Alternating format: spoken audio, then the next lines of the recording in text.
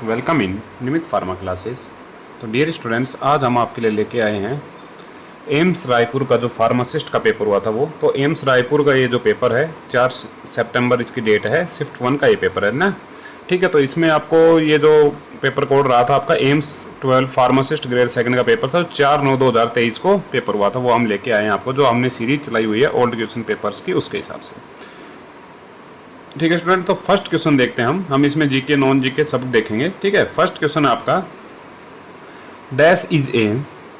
ठीक है, first question क्या आपका, dash is a 7 bit characters set containing 128 characters, यानी कि एक 7 बिट कैरेक्टर सेट है जिसमें 128 कैरेक्टर्स हैं, उसको क्या बोलते हैं। ठीक है, ASCII, ठीक है, ASCII बोलते हैं या www बोलते हैं या यूनिकोड बोलते हैं या नंबर कोड।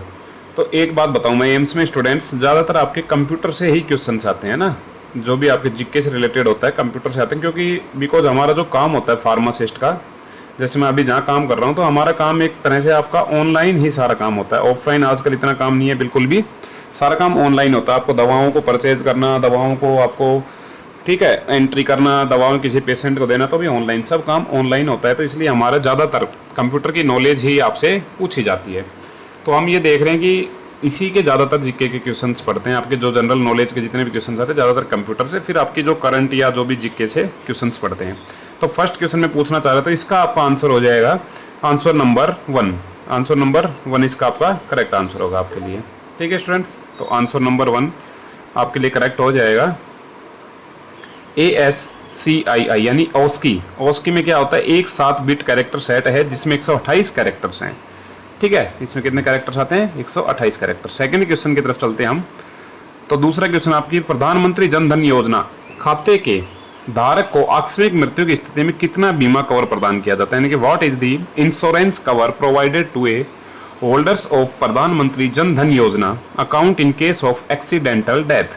तो एक्सीडेंटल डेथ में आपको कितने रुपए का बीमा मिलता है आपको प्रधानमंत्री जन धन योजना। फर्स्ट ऑप्शन आपका 65,000 रुपए, दूसरा आपका 80,000 रुपए, तीसरा आपका 2,40,000 रुपए और चौथा आपका 1,00,000 रुपए। तो इसका आंसर हो जाएगा आपका 1,00,000 रुपए। ठीक है, 1,00,000 रुपए जन धन जो योजना है उसके तहत आपको कवर प्रोटेक्शन दी जाती है आपका। अगला क्वेश्चन है, निम्नलिखित में से कौन सा मूल्यह्रास को प्रभावित करता है, what is the following defines the depreciations. तो मूल्य जो ह्रास है उसको कौन परिभाषित करता है। Option number way, destruction of the building in A fire accident, यानी कि अग्नि दुर्घटना में एक इमारत का नष्ट होना। सेकंड है the monetary value of asset decreases over the time due to use wear and tear, किसी परिसंपत्ति का मौद्रिक मूल्य समय के साथ उपयोग टूट फूट के कारण घटता जाता है। नेक्स्ट ऑप्शन है closure of a plants due to the labour trouble, श्रमिकों की परेशानी के कारण किसी संयंत्र का बंद हो जाना। और ऑप्शन नंबर 4 है ऑल ऑफ दीज, यानी कि ये सभी। ठीक है, तो इसमें आपसे पूछना चाह रहा है कि मूल्यह्रास किसमें जो परिभाषित करता है। तो ऑप्शन नंबर जो 2 है आपका, ऑप्शन नंबर 2 आपका करेक्ट हो जाएगा कि क्या हो जाएगा, दी।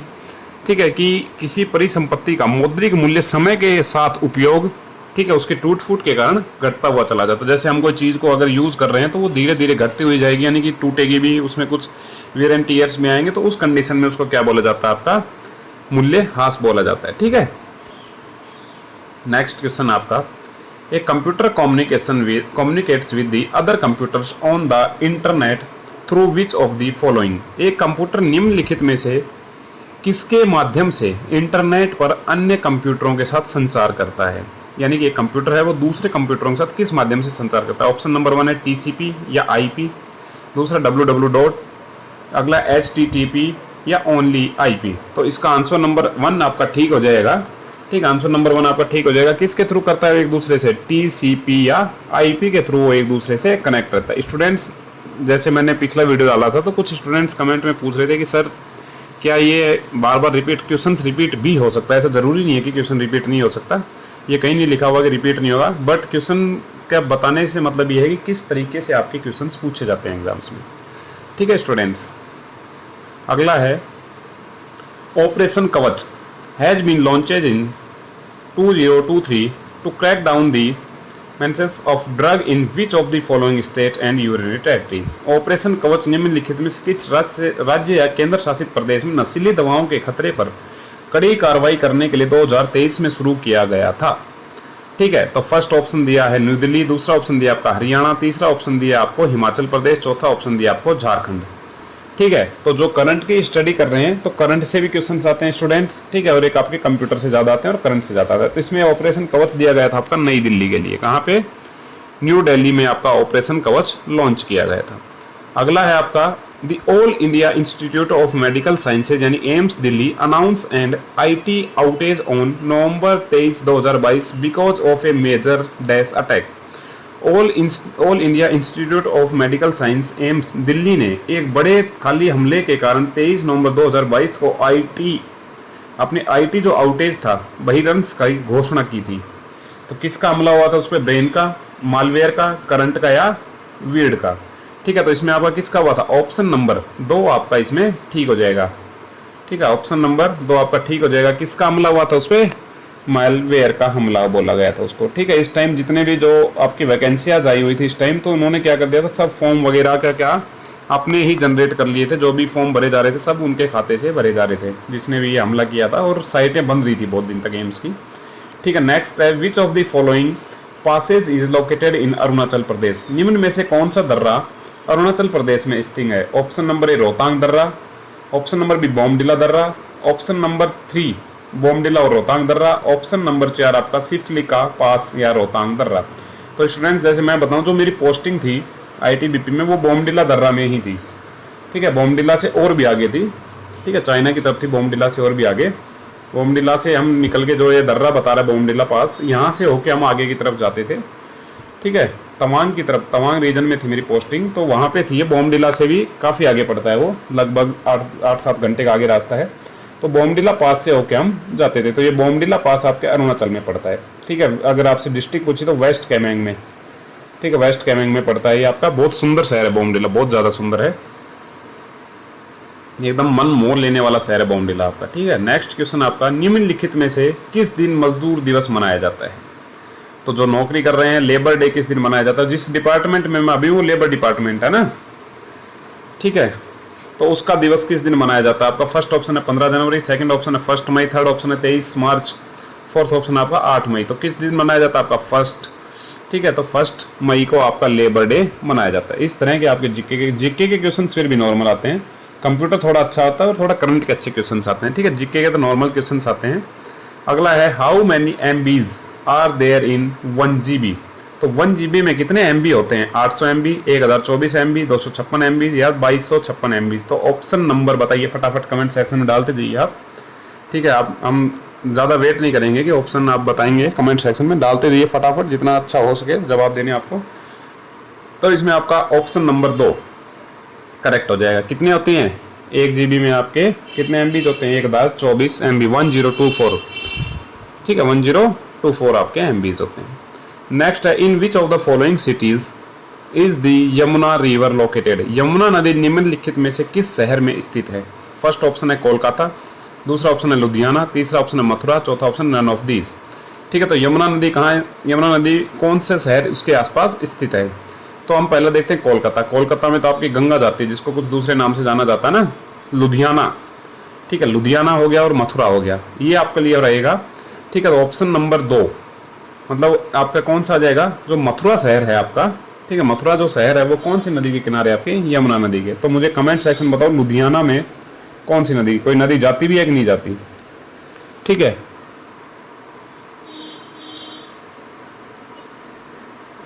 नेक्स्ट क्वेश्चन, सॉरी आगे जल्दी चला गया थोड़ा।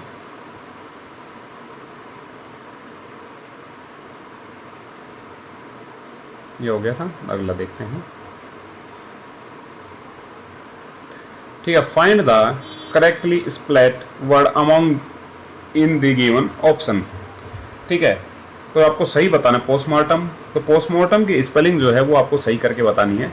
तो इसमें पोस्टमार्टम की स्पेलिंग सही कौन सी होगी? POSTMORTEM, postmortem. तो इंग्लिश के सवाल भी आते हैं। ठीक है, मेनली एम्स में इंग्लिश का आ जाएगा, कंप्यूटर मेन होता है। ठीक है, कंप्यूटर के बहुत बार इसमें तो फिर भी कम पूछेगा, नहीं तो कई एग्जाम में कंप्यूटर के बहुत क्वेश्चन है और आपके करंट से ज़्यादातर क्वेश्चन आते हैं। नॉलेज जो ये तो जो है ये तो नॉर्मली आती हैं जीके वाली तो, बट ये तो थोड़ा अच्छा आता है आपका कंप्यूटर और इंग्लिश। ठीक है, नेक्स्ट क्वेश्चन आपका, choose from the given options the antonym in the given word. Wild का एंटोनम बताना आपको, फ्यूरियस, क्विट, वोलेंट और आपका मेड। ठीक है, सिनोनिम और एंटोनिम, एंटोनिम क्या होता है अलग होता है जस्ट उसका ना, सिनोनिम उसका सेम होता है। तो ऑप्शन नंबर सेकंड जो क्वाइट है वो आपका ठीक हो जाएगा, ऑप्शन नंबर सेकंड इसका। ठीक है, वाइल्ड का क्वाइट ठीक हो जाएगा। अगला है, choose the noun from the below given sentence. Reebok is a famous brand of man shoes. तो आपको क्या बतानी है, नाउन, इसमें से नाउन कौन सा है? तो रिबॉक है ना क्या नाउन, यानी कि ठीक है, ब्रांड है, ऑफ है या फेमस है, बताइए स्टूडेंट्स फटाफट। तो ऑप्शन नंबर ए आपका रिबॉक क्या हो जाएगा, नाउन हो जाएगा आपका। रिबॉक क्या है, इसमें नाउन की तरह काम कर रहा है आपका। ठीक है, choose and the appropriate word from the following options to make it a meaningful sentence. There is a antiquacy dash the tables during they then on. तो ऑप्शन नंबर 4 हो जाएगा ऑन। ठीक है, और क्वेश्चन आंसर नंबर 4 हो जाएगा on, कि हम ऑन जब भरेंगे तो ये आपका सेंटेंस एकदम मीनिंगफुल सेंटेंस का फॉर्मेशन होगा यहाँ पे। ठीक है, ऑन से क्या हो जाएगा आपके मीनिंगफुल सेंटेंस का हो जाएगा।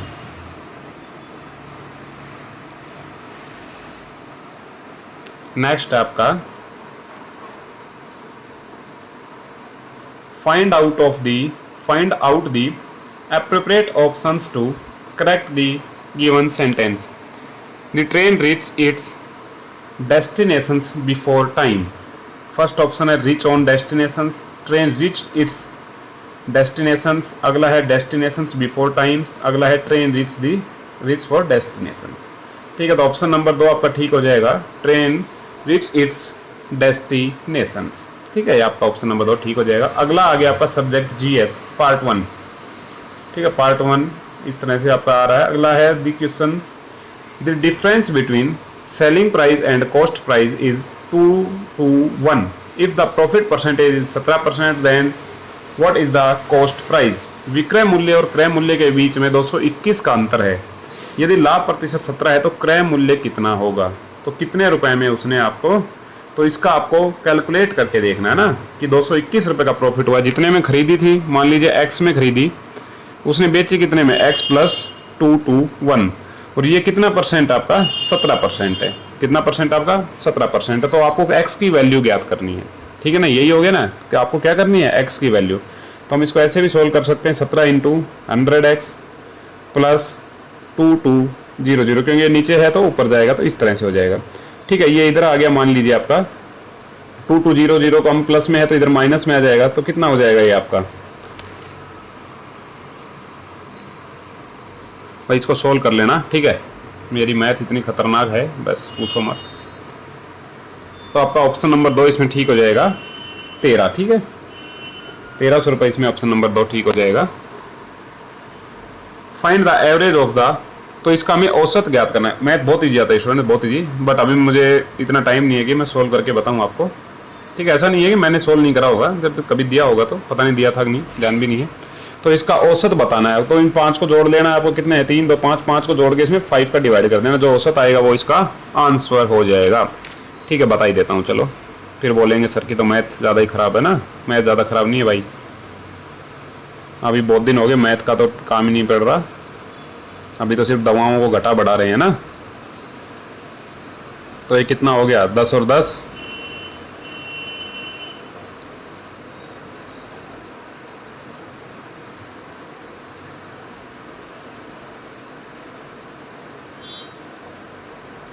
तो ये आ जाएगा आपका आंसर। ठीक है, इसको 5 से डिवाइड करना है।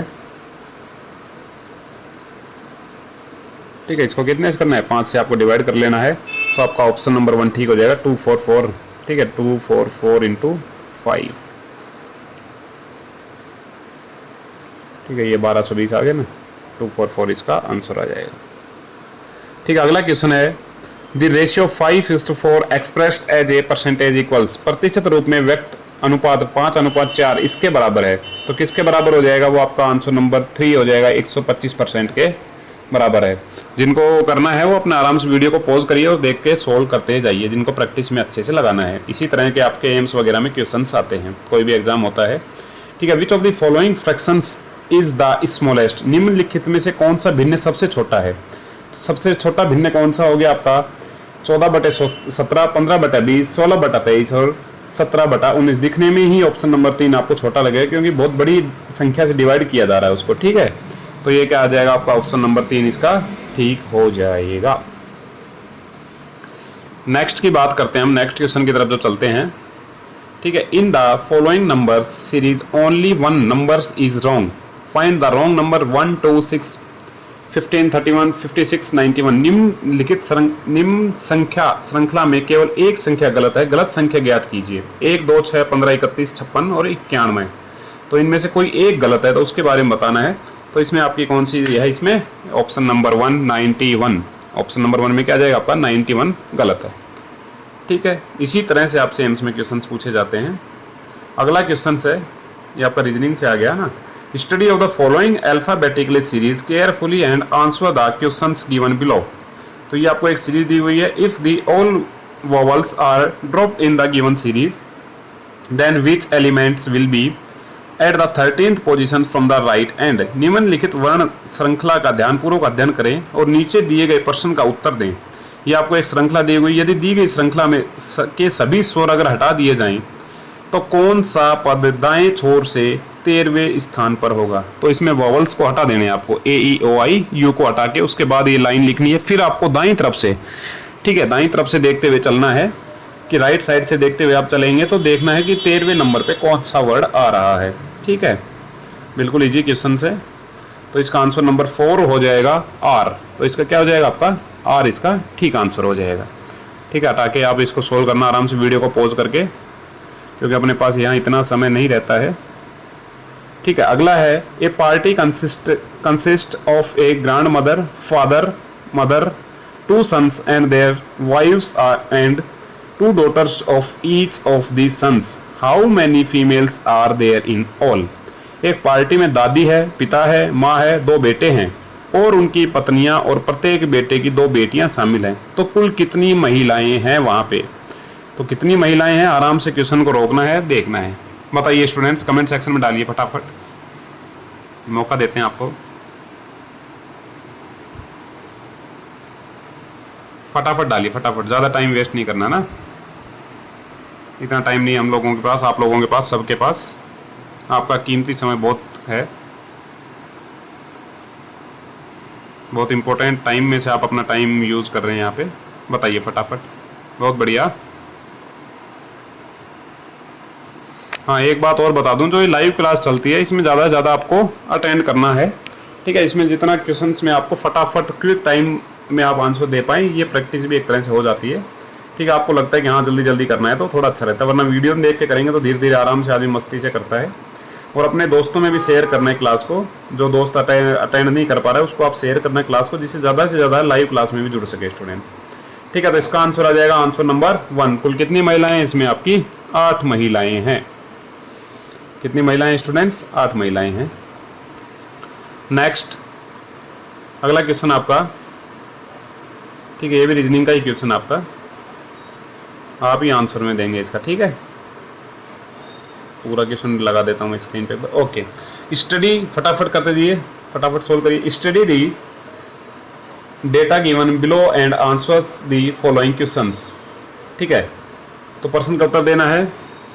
रोया मोनार्क्स रिजल्ट्स को @ और ये आपका क्या है? ये क्वेश्चंस फटाफट करिए सोल्व, मुझे इसका आंसर फटाफट दीजिए। तो गोल्ड लेगेसी का कूट क्या होगा? ये आपका रीजनिंग का बहुत अच्छा क्वेश्चन है, करिए इसको फटाफट।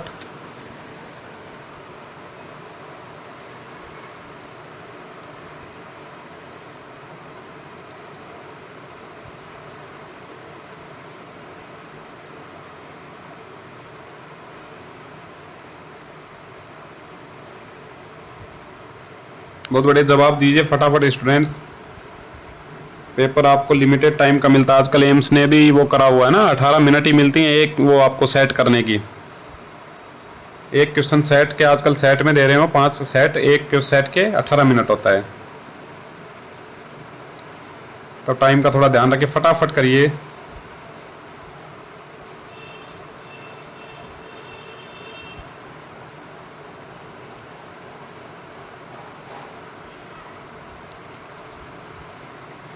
बहुत बढ़िया।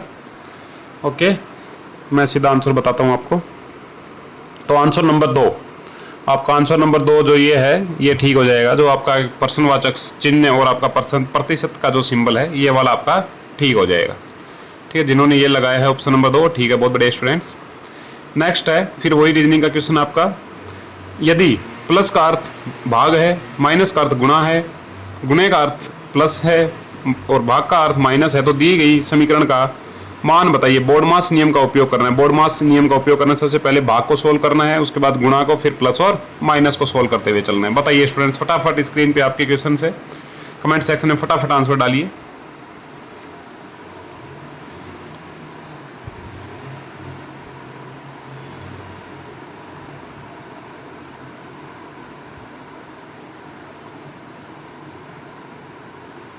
जल्दी जल्दी स्टूडेंट्स, जल्दी स्पीड पे काम करिए, स्पीड पे।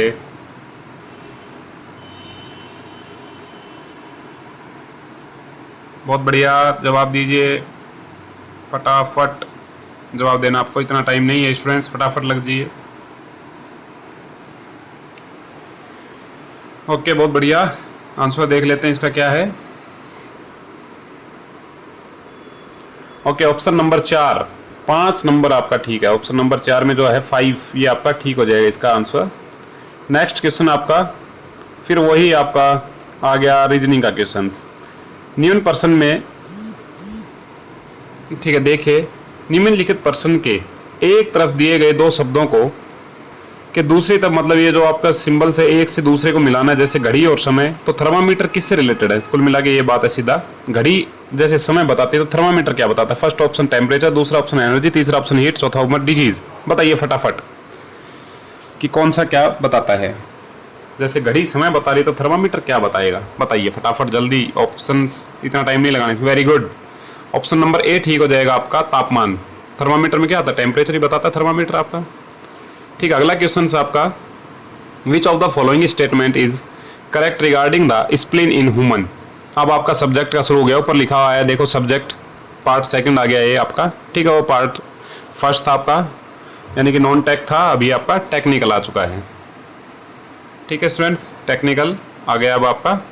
तो फर्स्ट क्वेश्चन है, व्हाट इज ऑफ, यानी कि which of the following statement is correct regarding to spleen in humans. It is located in the right half of the viscera. ठीक है, it on the outer surface touch the left kidney. मनुष्य में प्लीहा के संदर्भ में आप यानी कि स्प्लीन की बात करें, प्लीहा के संदर्भ में निम्नलिखित में से कौन सा कथन सही है? फर्स्ट ऑप्शन है यह है, अंतरांग के दाहिने आधे भाग में स्थित है, इसकी आपकी बाहरी सतह बाएं वृक्क का स्पर्श करती है। बताइए ऑप्शन नंबर 1 ठीक है, 2 ठीक है, या 3 या 4? फटाफट कमेंट सेक्शन में आपको डालना है। अब मैं आपको आंसर्स नहीं दिखाऊंगा, अब आप पहले कमेंट सेक्शन में डालेंगे, उसके बाद मैं आपको ठीक आंसर बताता हुआ चलूंगा। एक और बात बता दूं स्टूडेंट, जब भी आपका बाइलिंगुअल पेपर होता है, इस बात का आपको ध्यान रखना है, जब भी बाइलिंगुअल पेपर आएगा, ठीक है, अगर एक ही भाषा है इंग्लिश तो ठीक है, अगर बाइलिंगुअल आता है तो हमेशा जो करेक्ट आंसर, करेक्ट क्वेश्चन माना जाएगा वो इंग्लिश वाले क्वेश्चन को करेक्ट माना जाएगा। कभी भी आपके हिंदी वाले को करेक्ट नहीं माना जाएगा, इंग्लिश के क्वेश्चन को करेक्ट माना जाएगा। अगर आपको किसी क्वेश्चन में डाउट लगता है तो उसकी इंग्लिश पढ़ लीजिएगा और फिर उसको आंसर करने की कोशिश करिएगा, वरना आपका हमेशा राइट माना जाएगा कौन सा? आपका इंग्लिश वाले क्वेश्चन को। ठीक है, फटाफट इसका जवाब दीजिए, फिर हम आगे बढ़ते हुए चलेंगे।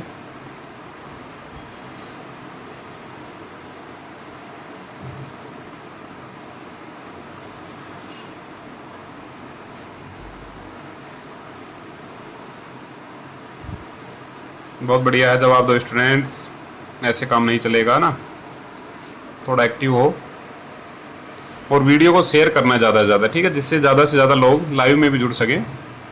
रिकॉर्डेड में तो बहुत लोग देख रहे हैं पर लाइव में नहीं आ पा रहे हैं ना, तो ज़्यादा से ज़्यादा आपको यूज़ करना है, लाइव शेयर करना है दोस्तों में। ओके, तो मैं बताता हूँ इसमें आपका कि यह अंतरांग के दाएं आधे भाग में स्थित है।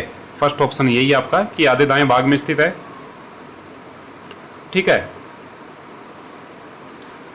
तो ये बात तो आपकी गलत हो गई, ठीक है। इसका दूसरा कि इसकी अपनी बाहरी सतह बाएं वृक्क का स्पर्श करती है, ठीक है।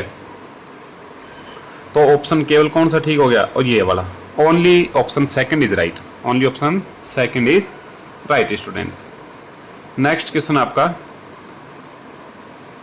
Okay,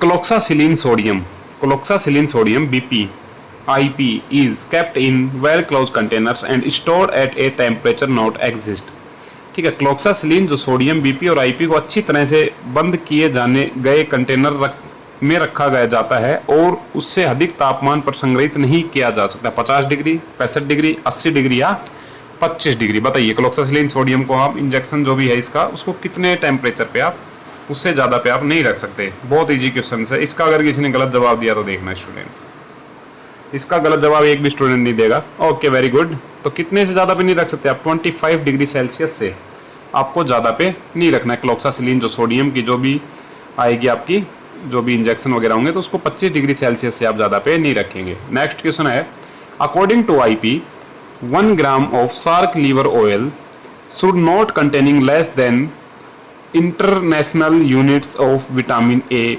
activity. IP के अनुसार 1 ग्राम शार्क लीवर ऑयल में विटामिन ए गतिविधि की अंतरराष्ट्रीय इकाई से कम नहीं होनी चाहिए। 6000, 2500, 1000 या 3200। बताइए, बहुत इजी क्वेश्चन है। जिसने पढ़ा है उसको तो पूरा याद होगा, जिसने नहीं पढ़ा तो फिर भगवान भरोसे रहेगा उसका काम, ठीक है। स्टूडेंट्स, जैसे मैंने एक पेपर करवाया था तो बहुत इजी पेपर था वो, आपका सफदरजंग हॉस्पिटल का पेपर आया हुआ था ना, जो मैंने देखना, जिन्होंने अभी नहीं देखा होगा तो देखना, सफदरजंग हॉस्पिटल का पेपर था वो।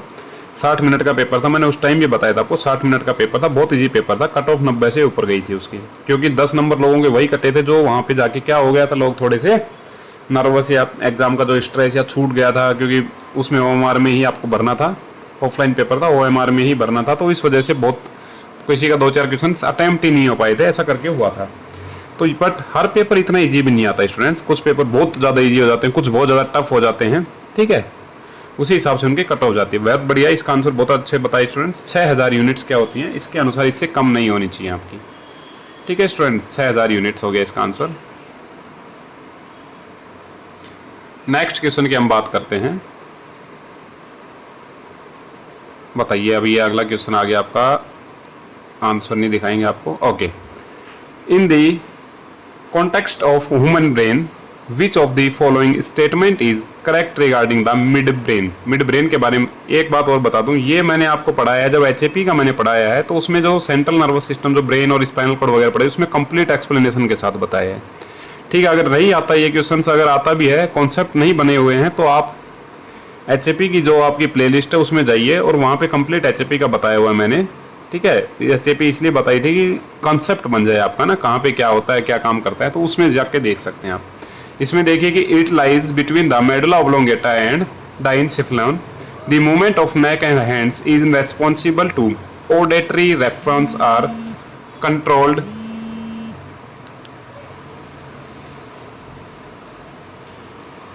Bye midbrain. मानव मस्तिष्क के संबंध में मध्य मस्तिष्क के बारे में निम्नलिखित में से कौन सा कथन सही है। यह मेडुला ऑब्लोंगेटा और अग्र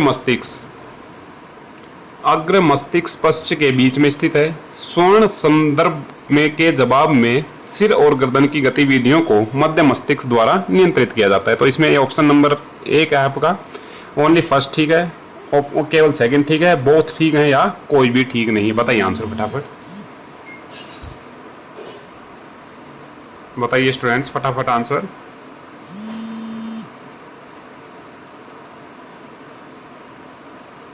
बहुत बढ़िया, जवाब देते जाइए। ओके, तो जो आपका मिड ब्रेन है, तो इसमें पहला ऑप्शन है कि वो क्या है, मेडुला ऑब्लोंगेटा और डाइनसेफ्लाइन के बीच में स्थित है, ठीक है, ये बात तो गुड हो गई। अगला है कि ये किसको डिपेंड करता है, जो movement of neck and shoulders और ऑडिटरी रेफरेंस, हाँ ये बात भी ठीक है। तो आपका ऑप्शन नंबर 3 ठीक हो जाएगा इसमें, बोथ्स।